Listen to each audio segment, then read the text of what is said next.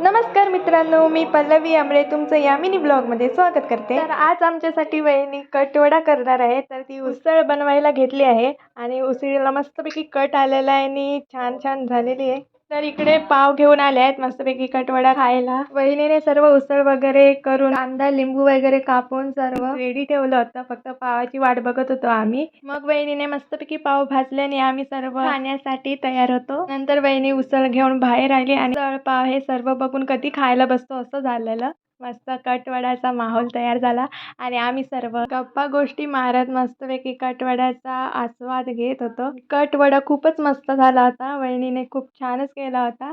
तर भाव आता सांगेलच तुम्हाला कसं झालं, मी दाखवते। अतिशय सुंदर असा वडापाव कटवडा बनलेला आहे। Same to same hotel Radhika.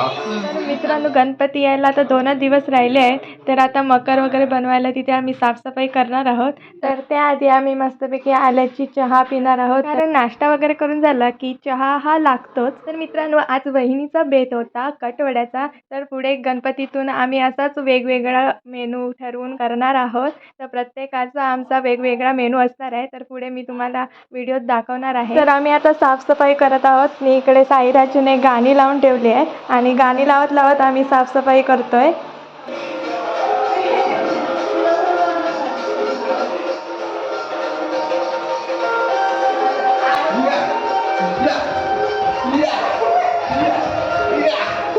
तर मित्रांनो, अशीच आम्ही मजा मस्ती करत साफसफाईनी करत असतो। तुम्ही पण अशीच मस्ती करता का? कमेंटमध्ये नक्की सांगा। आपण नेक्स्ट व्हिडिओमध्ये भेटूया। Bye bye.